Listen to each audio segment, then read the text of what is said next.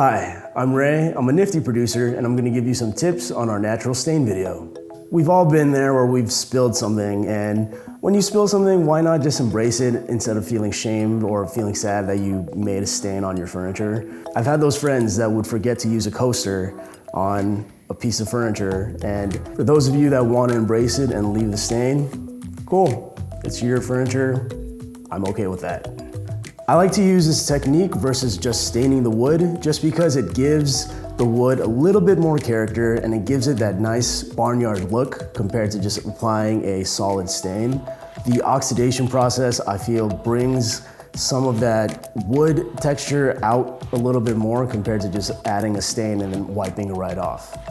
I've been doing this process a lot for the past few years on various amounts of furniture, and for me, I like to have just a little bit of more character inside the wood, just so that it doesn't feel like it's a store-bought piece or something that I just added a layer of stain to. Nothing against regular stain, but this just gives it a little bit more character. I use this technique to dye my dining table. I use this technique to stain my coffee table, my tables on the side of my couch, wood pieces that I've given to other people. It's that kind of thing where you could buy like a pre-made box from a craft store, apply this technique, and it ages up the wood just so that it makes it look like it's slightly more aged and a little bit more unique.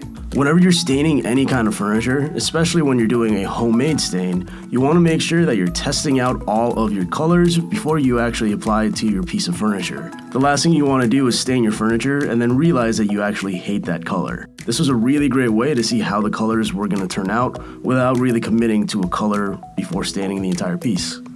When you're applying the tea and coffee stains, you can keep it as is, but I added the oxidizing vinegar and steel wool solution just so that you could get that nice aged barnyard look.